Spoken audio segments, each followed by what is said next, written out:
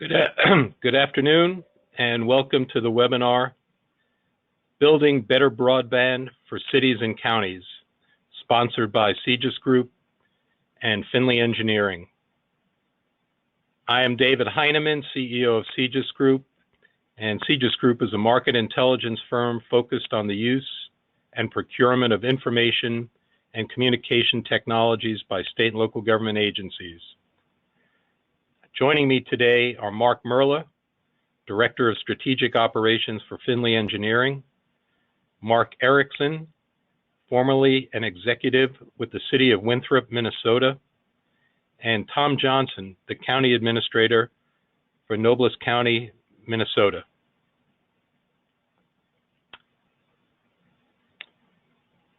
As I mentioned, Cegis Group provides IT and communications market intelligence to state and local government agencies and vendors. We all recognize that broadband communications is no longer a luxury. It's a necessity to operate effectively in the 21st century. Broadband access has political, economic, and social impacts in our society, and every business, education institution, and government agency needs broadband communication to execute its mission. Yet today in the United States, many markets are underserved. They have poor or no broadband availability due to low population density or geophysical issues. How can governments and communities address this issue effectively? In this webinar, you'll learn how two such communities address these issues. Our co-sponsor, Finley Engineering, has worked with a number of communities to make high-quality broadband happen in difficult situations. We'll also hear from two local government executives, Tom Johnson and Mark Erickson, who, along with Finley Engineering, have had success bringing broadband to rural, underserved areas. A couple of ground rules. Number one, questions will be addressed at the end of the webinar. Please submit your questions anytime during the webinar via the questions box on your control panel. Secondly, please feel free to contact our speakers directly with questions. Their contact information will be displayed on the last slide. We'd like to take a look at broadband market activity as measured by Cegis Group. In this slide, we're looking at broadband and fiber RFPs from the beginning of 2017 through the end of the first quarter in 2018.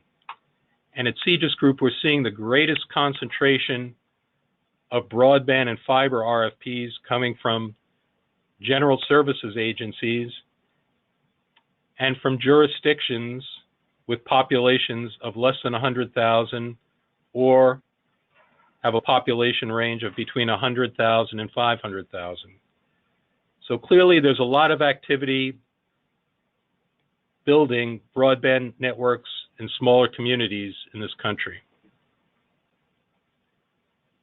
Here's a look going forward. Cegis Group surveys the buying intentions of government officials for 2018 and beyond.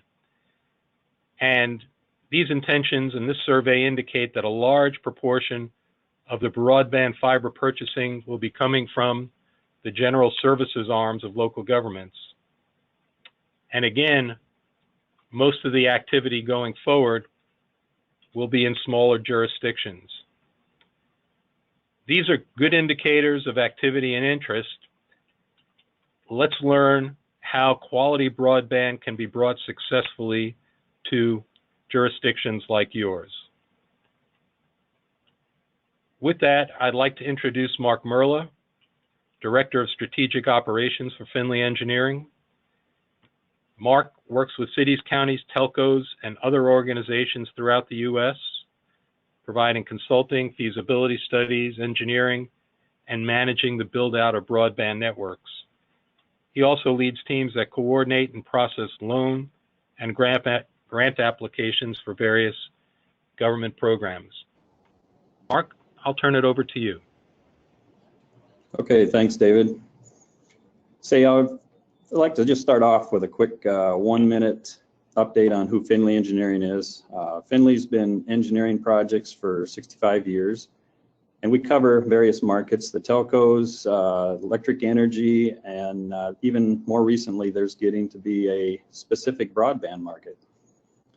We have about 10 offices around the country, and we do a lot of loan and grant application activity for different organizations. We work with federal, such as FCC and the Rural Utility Service, NTIA. We also get involved in state organizations that offer grant and loan opportunities, and even third-party providers, such as foundations. We work with cities, counties, telecommunication companies, rural electric co-ops, wireless companies, universities, and lots of other public and private organizations. And we also work in nearly every state in the country. So now, as far as setting the stage, some of the common issues. And by the way, Elizabeth, the slides are not moving forward. There we go. One more.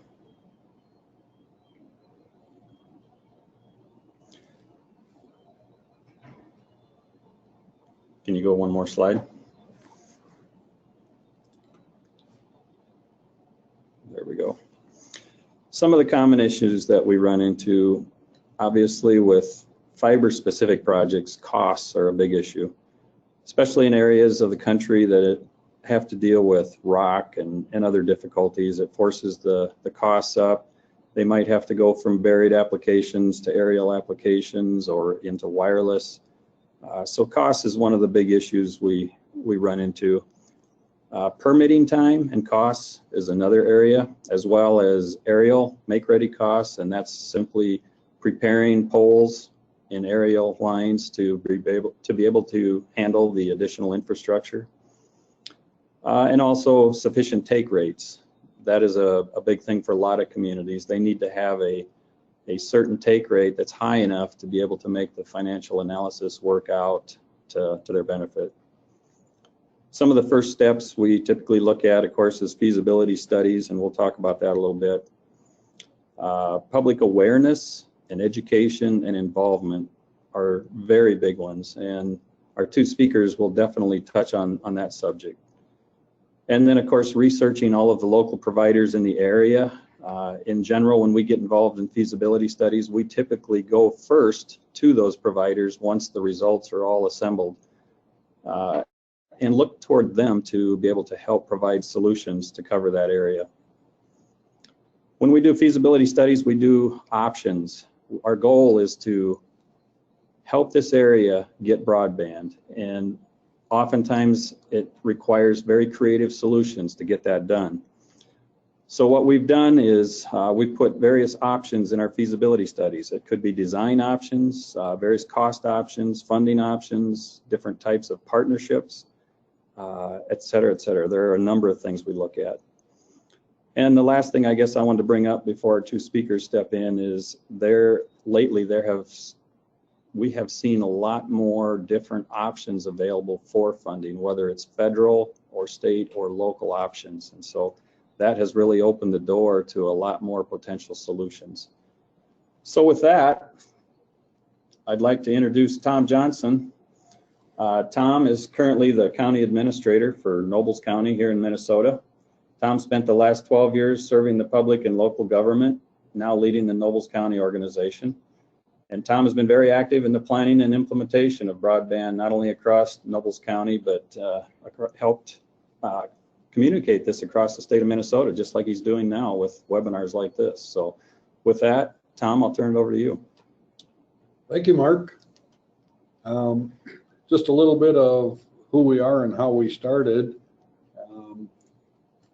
Nobles County is a small county in southwest Minnesota. You can see the little red box on the bottom of Minnesota right there. And if you've got your radar map up, that's right in the middle of the winter storm warning. today that we're enjoying.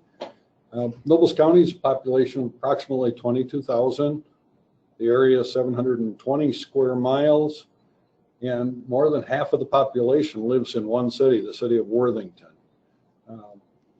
Worthington's a really diverse community, which adds a little complexity. There's over 80 countries of heritage here, and more than 20% of the people are foreign born.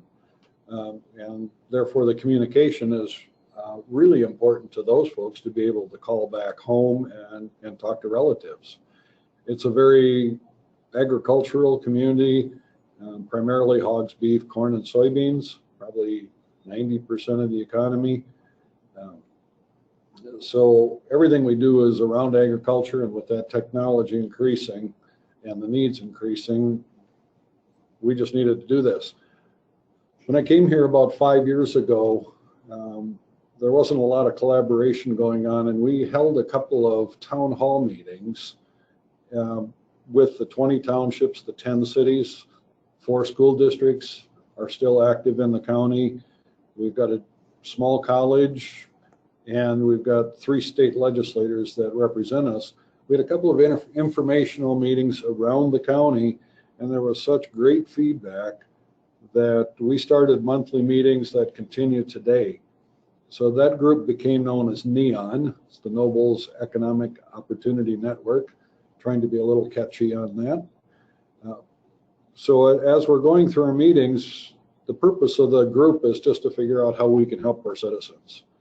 And the lack of broadband, even for the communication amongst that team, pointed out very quickly that broadband was the #1 priority we wanted to work on as a group. There's 3 served cities. Actually, there's 4 if you count Lismore. It's barely a city. It's a little tiny community that we'll hear more about in a little bit. We're actually very strong supporters of the program, even though they had service, because they've already seen the value of the service. So then going on from there, we had to identify, really what did we want to accomplish? What are the opportunities and issues? So because Worthington is served, half of the people were served, which of course that just takes half the people off of the ad list, so it makes it more challenging. But that covered about 10% of the total county area. So farmers had been speaking up, part of the meetings, coming to those meetings, and their technology needs are increasing as rapidly as any other occupation in business around. A few years ago with the AIR grants, we had Brewster and Round Lake joined a little consortium, and they developed a little fiber operation, and they put in a fiber loop that feeds those 2 communities, and they have 1 fiber that runs for about 9 miles along the border of Nobles County. So those small communities were served. But most of the county was experiencing a lot of speed and reliability issues through a number of different vendors, wireless, wired, cable companies, etc. And we saw this as really detrimental to retaining and attracting job seekers, keeping our young people at home, getting our young people to come back home. And the area's growth was approximately a 0.5% growth rate. So it's a very slow growth community. So there's a lot of opportunities identified. Then of course you go into, well, what challenges do you have to overcome when you're starting to build a system like this, or what you want to? And it's very, immediately you find out what Mark had started with, that build out costs are extremely high. And generally speaking, for rural areas, the big providers can't justify an ROI that makes sense, so they just choose not to participate. We have long distances between homes. Lines of sight are marginal, even though we have a pretty flat community. We've got a lot of groves, wind towers for electric generation, farm structures, grain structures. So we have lots of line of sight issues. Another challenge that we worked hard to overcome is getting a lot of volunteers. We ended up finding a small group of champions through that NEON group. There was a local farm wife who had sons that had moved away, So that was her driver. One of the Worthington City Council members, one of our county board members, myself, and there was also a marketing person for one of the local wireless providers. That group was just, seemed to be really charged, really engaged, and we were able to market and get a lot of other people involved. We had a lot of meetings. That group, was able to go out to virtually every township and every community board and council meetings, present the issues, and really did engage the community, and heard nothing but positive through all those meetings. Ultimately, we completed the project in 3 months, the initial portion of the project, I should say. Our first goal was fiber to the premise. We have a lot of remote facilities for grain handling and livestock, etc., that the farmers said had to have fiber. And due to that, we said fiber to the premise rather than fiber to the home was our long-term goal. We set the goal at 70% for the take rate, and we did determine that it was okay to have a phased approach.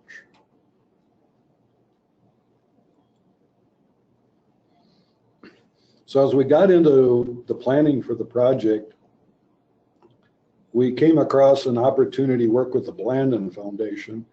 Those of you from Minnesota would be the only ones that would probably know Blandin, because they have funds as a foundation to very specifically help economic development in rural Minnesota only. So they don't go into the big cities, and it's just for rural. What they have accumulated over the last few years is a very big group of peers with tremendous knowledge, a lot of experience. There's a lot of follow-up and a lot of communication back between them. Became really kind of the foundation that we started to build on.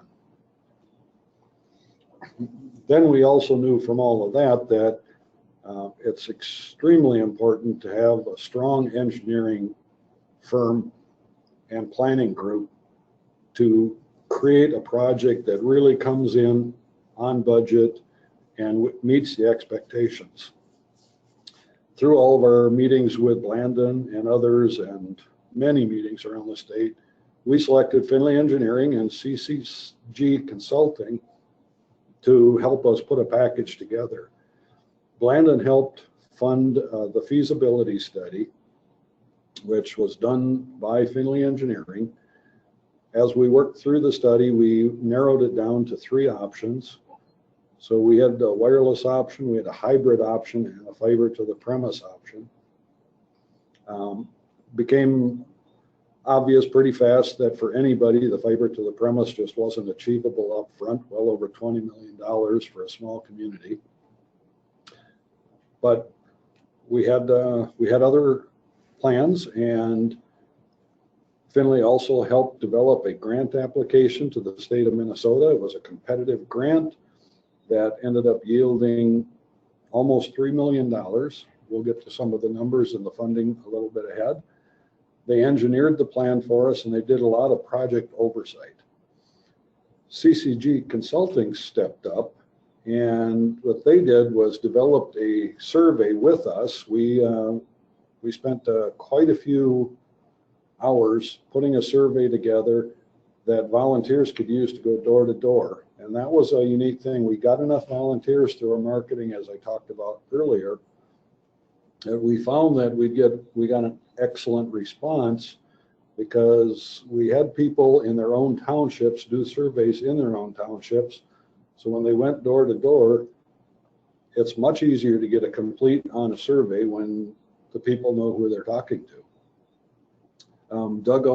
CCG Consulting also developed an economic analysis to go along with the feasibility study. And the other unique thing he did was develop a speed test site that was completely neutral, so anybody could log in and see what their actual download and upload speeds are. That gave us a lot of data on where the county was. With that feasibility study, Frontier Communications asked for a copy of the study and never took it any further.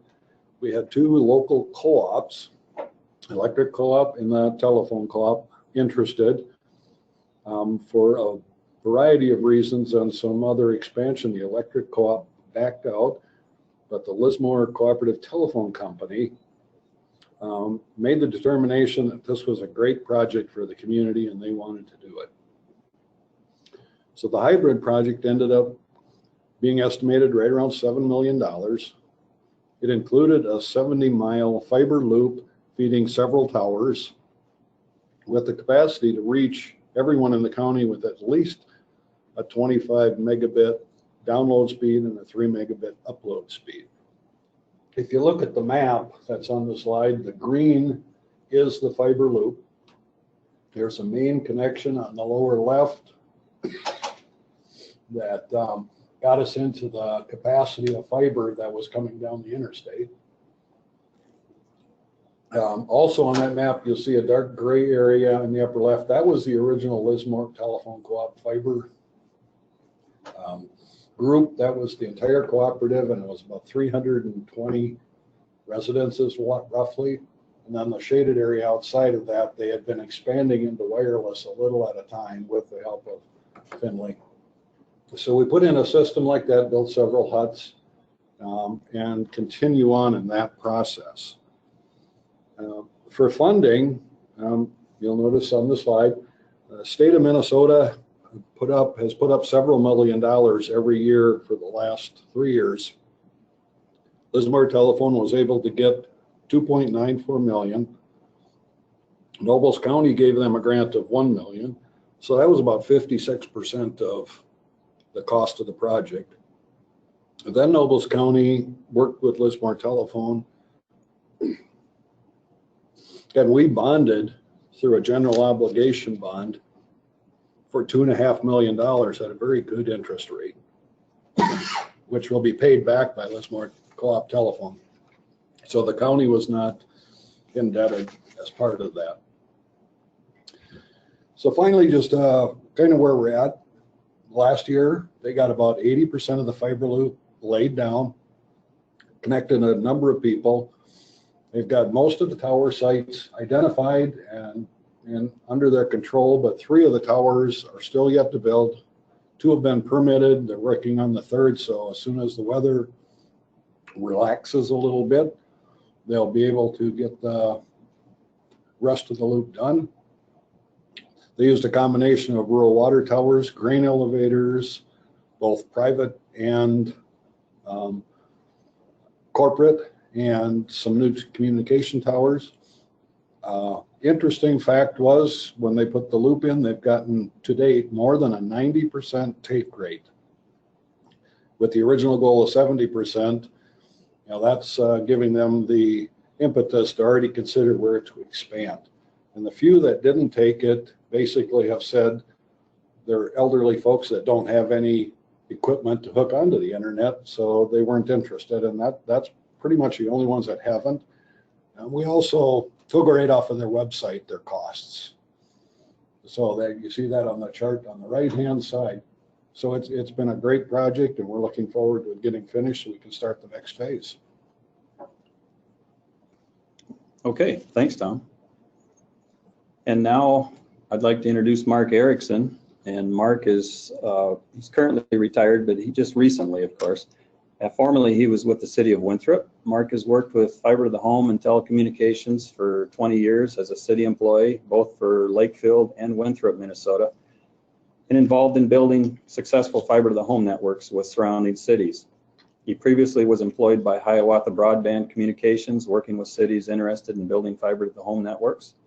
And Mark recently retired and is still on the board of directors for the RS Fiber project, which is the project that he's going to talk about now. Mark?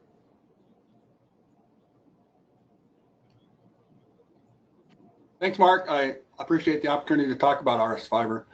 It's a cooperative, and that's important to understand. The cooperative has the right kind of balance in its business model to make this large investment in rural communities with less density.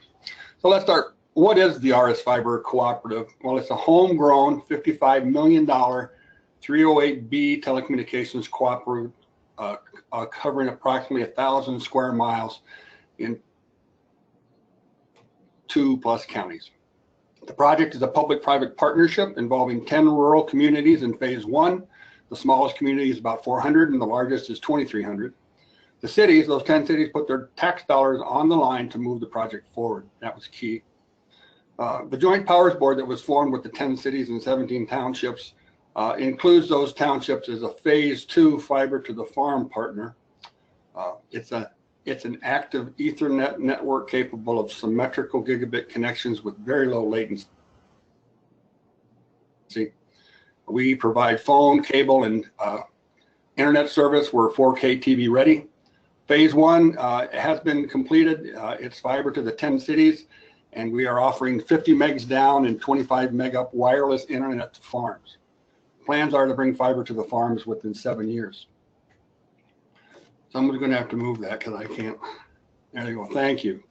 I mentioned it was a partnership, what they call a P3. The 10 cities through the Joint Powers Board sold an $8.7 million generally obligated a geo tax abatement bond and loaned the proceeds to the private RS Fiber Cooperative as an economic development loan. It was an arm's length transaction. The cooperative agreed to serve the communities with a fiber network. In exchange, the communities do not have an equity stake in the project. They do not have a seat on the cooperative board of directors or any say in the day-to-day operations of the network. The cooperative updates the Joint Powers Board 4 times a year on agreed upon construction and financing metrics. So what was the financing structure that allowed us to get this done? It's a real mix. That was our #1 challenge, was putting together the financing. I mentioned the $8.7 million geotax abatement bond that was loaned. We got $1 million from the state of Minnesota in a broadband grant. We got $4 million from a consortium of local banks. We have member equity. We did an initial equity drive as a cooperative, and we got a rural economic development loan and grant through the local rural electric cooperative that was kind of funded and channeled through the USDA. Now, it's important to understand that while the cities have their money on the line, the cooperative makes the bond payments on behalf of the cities. And this taxable bond carries a 20-year term at 4%. If the cooperative cannot make the bond payments, the cities are required by law to make them. We feel comfortable that that risk is very, very low, and I'll explain here on the next slide what our in is for all these cities. So there are the 10 cities, and if you look at the 2010 households, that's not population, those are households, and we broke the bond down on a per household allocation, so you can see the debt allocation that each city took on.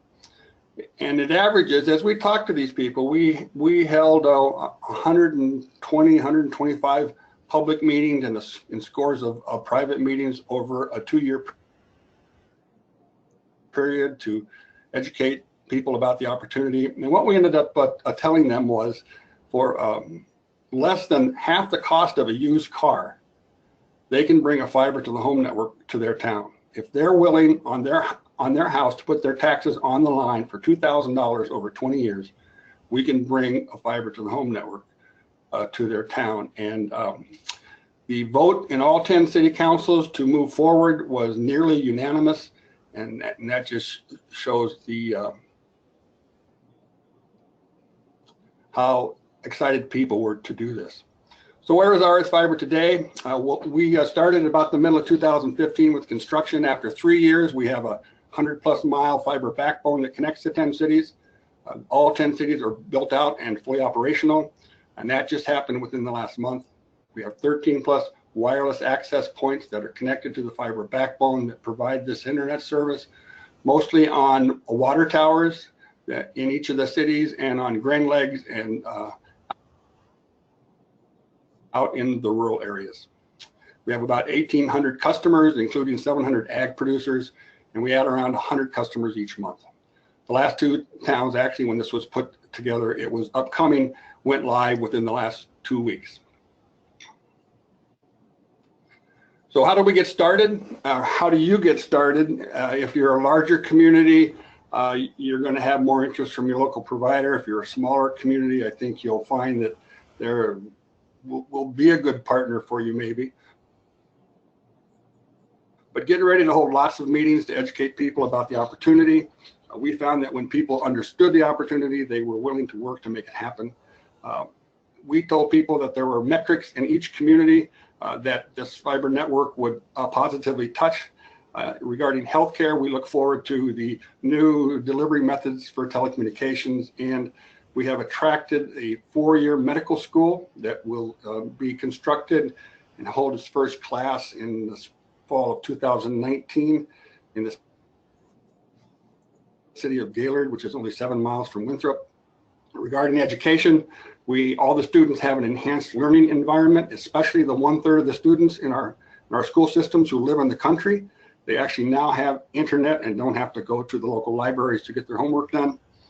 Economic development, there's a lot of local businesses that have been helped, but overall we have lower broadband prices. The competitors, the providers increased their service delivery and lowered their broadband prices significantly. So we have better service at lower prices today. During the construction phase, it created a number of jobs, and the day-to-day operation added about 17, 18 jobs. Precision Ag, our farmers now have a network that they can upload and manipulate their large data maps for their ag precision farming. And I'm not a gamer, but gamers tell me that gaming on a very low latency network is nirvana. It's just a wonderful experience. Maybe someday I'll get into it. I don't know.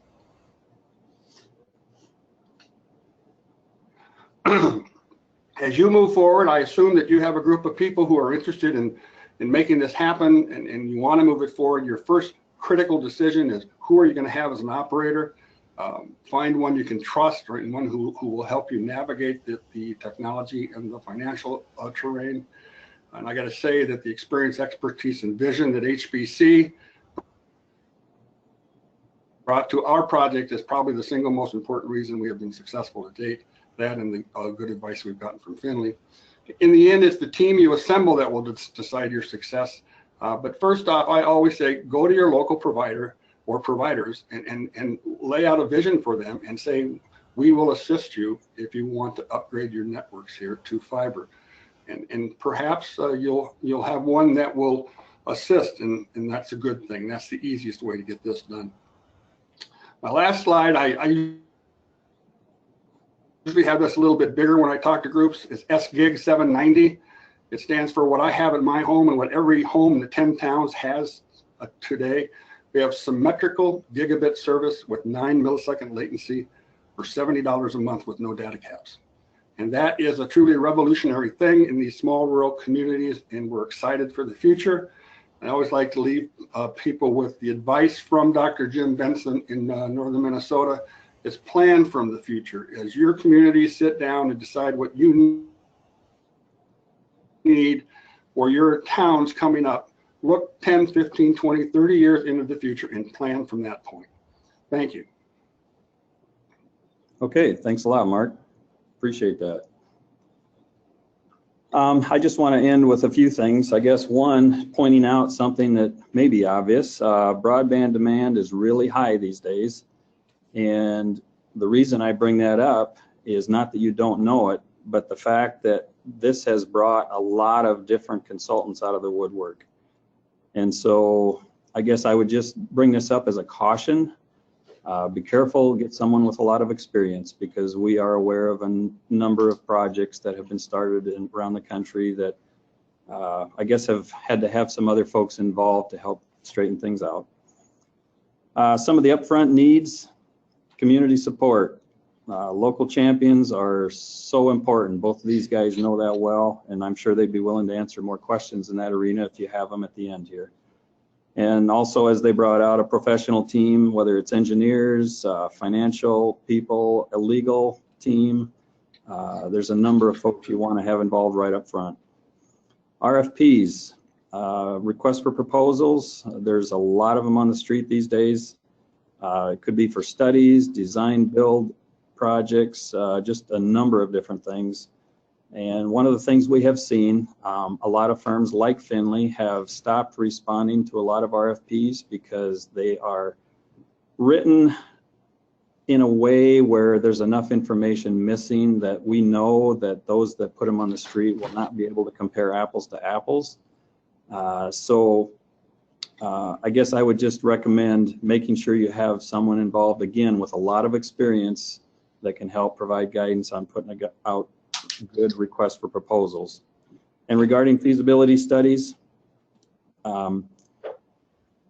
you need to understand some of what's going into the designs. I know a lot of people want to jump right into the costs, but the designs are important to know, because you need to know, are you just going to provide broadband to end users? Are you going to help the electric company? You're going to provide communications medium to substations for SCADA systems, or are you going to help with other providers' networks?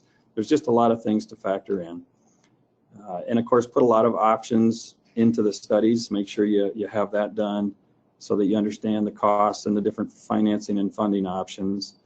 As far as feasibility studies, we typically see things that range anywhere from $40,000 or $50,000 for the basics, that go all the way up into the, say, $100,000, $150,000 range if there's a lot of other types of tasks that they want done as well, such as inventory and all of their assets and putting together some maps of that and things like that. So, and one other point I'd like to bring up is there are a number of cities and counties that are very hesitant to do feasibility studies for fear that they will offend the local telcos.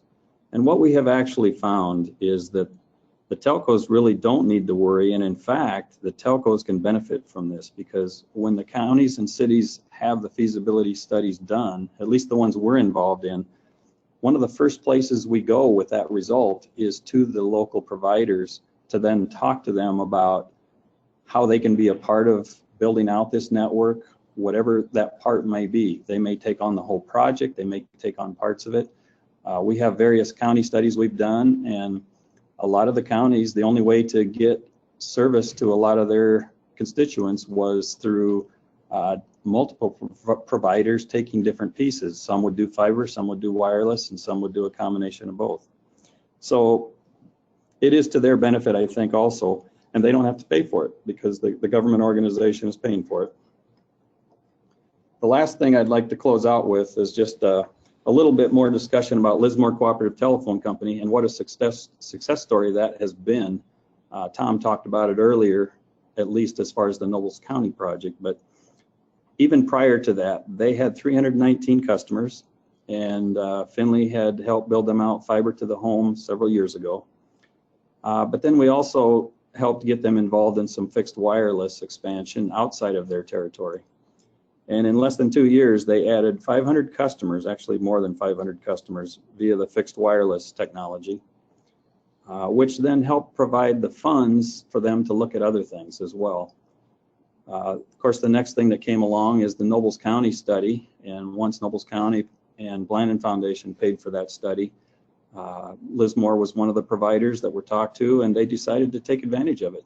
And they said, yes, we want to do option number 2 in the study, which is the hybrid option. And we want you, Finley, to help put together a Minnesota grant application to help fund part of it. And so we did that.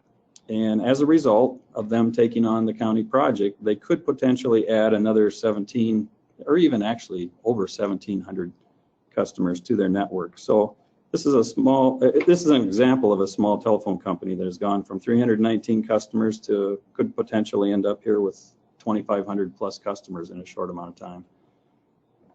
And so with that, I think we'll turn it back over to David. Very good. Thank you, Mark. We've had a couple of questions. One question that's come up is, how can you, the attendees, get a copy of the PowerPoint presentation?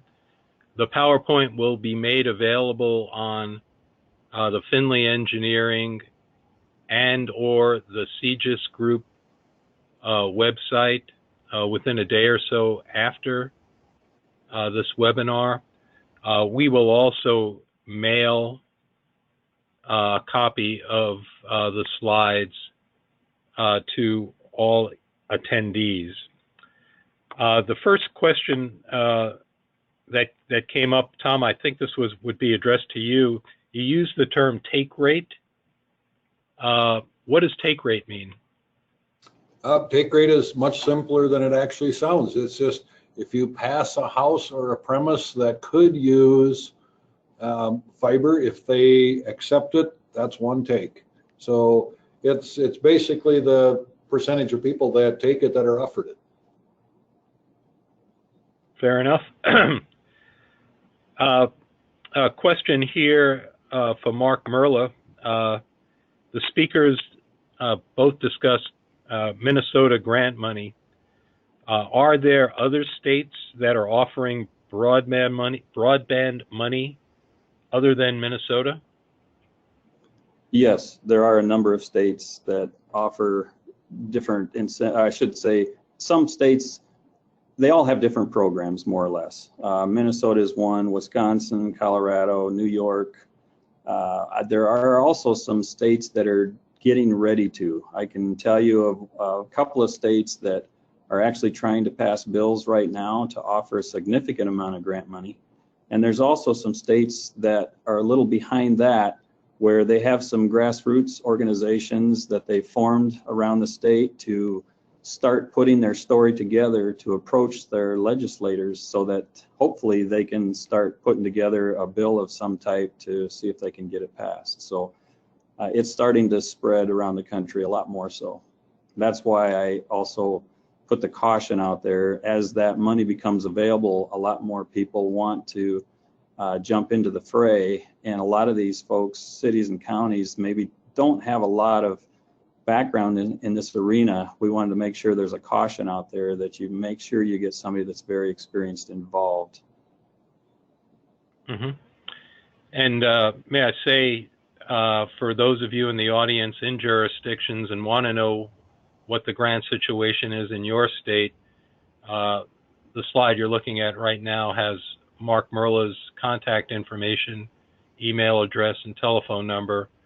You know, I would recommend that you contact Mark for specifics. Another question here for Tom and Mark. Can you give any other examples of positive impacts that you're seeing for new businesses, expanding of existing businesses, job creation? That always helps in the ROI equation. Mark, Tom? Well, I'll jump in quickly because our project didn't start. Well, I'll start. We got a delay. I'll go ahead, Tom. Oh, okay. You know, our project just started last July, actually putting the fiber in the ground. So the only good impacts we've seen right now is all the construction workers and Lismore Telephone has added folks already. But there's people that are out there waiting to get fiber, and you know, we're fully confident that it's going to make a really positive impact. Okay. Mark Erickson? Mark, anything to add there? Well, you know, that's the big $64,000 question, and it's probably the hardest one to answer in the moment looking forward, and it's the easiest to answer looking in the mirror. I've had a couple of businesses come up to me and to tell me, and we're a small town of 1,400 people, who tell me that they can now expand nationally because they can send their large files.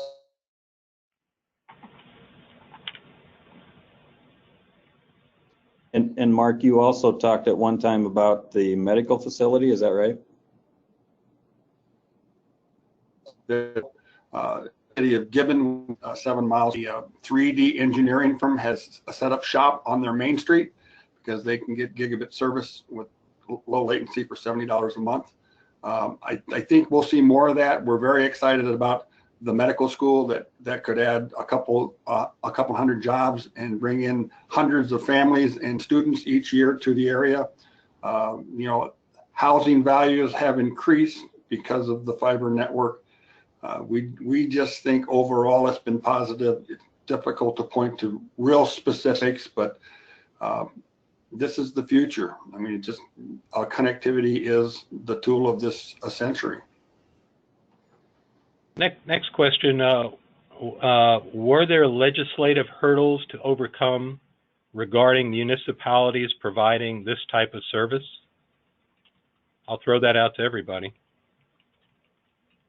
Well, I'll start out finishing up on that. We didn't, on our side, initially, when the 10 cities were involved, there was some discussion about the phone statute that says cities need a supermajority vote to build a phone exchange. We're not doing that. We're building a communications network, so we use the cable TV statutes for the state. So there were no legislative hurdles we had to pass through.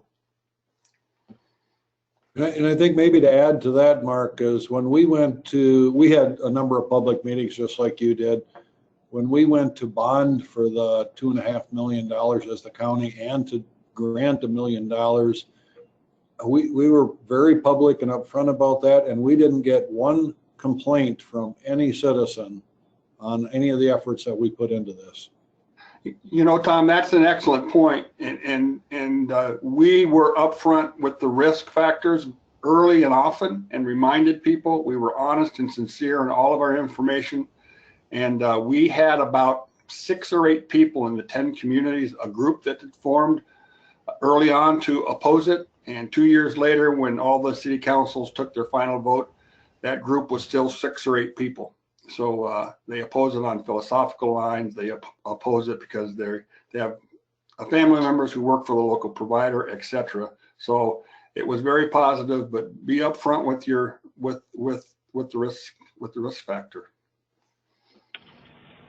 Next question. I guess Tom can answer this. Tom, can you tell us more about the wireless piece of the Noblest project, the technologies used, speed achieved, etc.? Tom, I don't know if you want to take that, or Mark. Mark could probably hit the technology piece a lot better, but I mean, in fact, they helped site all the towers and all the installations to ensure that we could reach everyone. Yeah, this is Mark. Yes, the technology that's used was a 5.8 gigahertz unlicensed spectrum, and it's actually worked quite well. And the nice part of it is Finley Engineering did not used to engineer fixed wireless broadband projects, but we just started about 3 or 4 years ago because it wasn't until that point in time when we felt the technology was adequate enough to provide good service. And it's actually been proven that out. One example of the improvements and how fast they're happening, we had an individual that lived about 4 miles from one of the towers, and the best he could get was 25 meg down.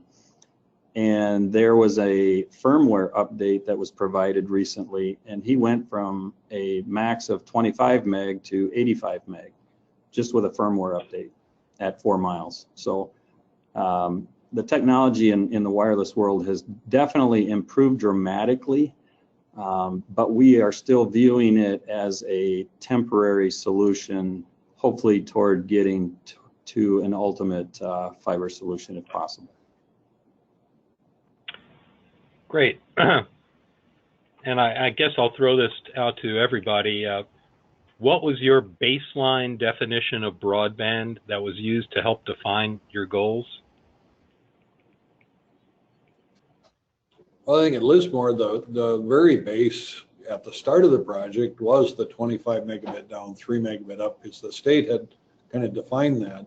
But we also wanted to build a system that was capable of 1 gig system, 1 gig symmetrical service. In our case, we started this project in late 2008, spent 18 months talking to our local provider to try and get them to partner. When Google announced their fiber competition in 2011, we were an applicant for that. So we early on wanted a gig, and we wanted a gig symmetrical. We just wanted fiber. But fiber and wireless are a wonderful partnership, and you need fiber in order to deliver the wireless. I don't know if most people know this, but 97% of your cell phone call is on fiber. So fiber is very important to wireless. Next question, and Mark Merlot, this may be in your bailiwick. Can you speak to scaling fiber in resort communities that see a massive influx of tourists at various points throughout the year? How do you identify scale? I guess I'm not sure exactly what the question is, but yes, in fact, one of our offices is doing some of that down in Florida currently with a lot of the retirement communities, which I would view as somewhat similar in that there's multiple facilities, and I guess it depends on what the preference is as to how it's handled, but more often than not, we treat it almost as if you have your own, if you want to call it, central office facility at that location, or at least a hut site that's large enough to be able to accommodate that. If the demand is very large, we may step into newer technologies that are referred to as wave division multiplexing and things like that, depending on how big the demands are and how much infrastructure is built up to that point. I'm not sure if that's going to answer the question. Not sure either. Okay, if not, feel free to contact me. If the local service provider has already determined due to prior research they do not want to build out in a rural area, wouldn't a private network owned and operated by the county city utility essentially become competition? What obstacles might those cause? Mark Merlot, you might be the best position to talk about that. Well, actually, I think I'd like to take a crack at that. Yeah, go ahead. Because early on we were more municipal, and I think that cities and counties should always have the authority to build these networks if they want to, if no one else will, because they represent the people.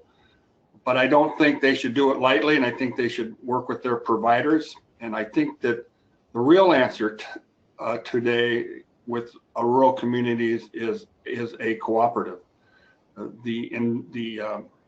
Private providers, the ILECs, are unable to do this because their business plan just doesn't allow the high cost investment in low density areas. But a cooperative is focused on maximizing benefit, not maximizing the bottom line. And with a cooperative structure, you can make these kinds of investments work.